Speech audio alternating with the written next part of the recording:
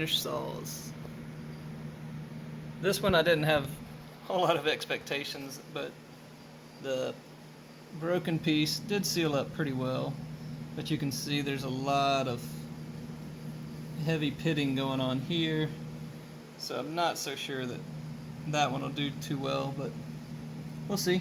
I did take the time to actually file each tooth somewhat, so it's better than it was, and we'll give it a shot later.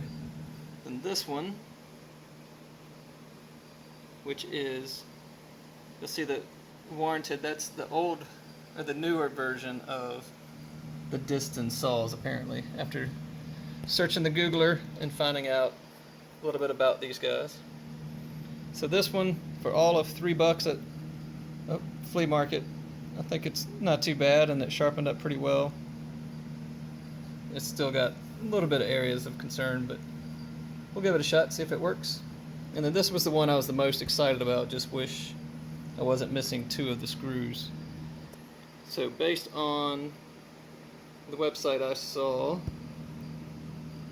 this logo with that abbreviation and saying Disston and Sons, somewhere between 1900 and 1940 if the guy's information is accurate, which seems to be pretty knowledgeable. And then it's got this really cool, bizarre little tooth here, which I haven't figured out what that's for yet, but a little bit more research and maybe I'll find out. So all in all, I feel like it's pretty good turnaround compared to what they were, and I really like the color of this handle. And it's really similar, but you can see it's more narrow here.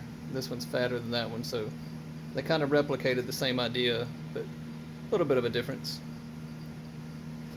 Alright, thanks for watching, and if you have any questions, feel free to send them my way.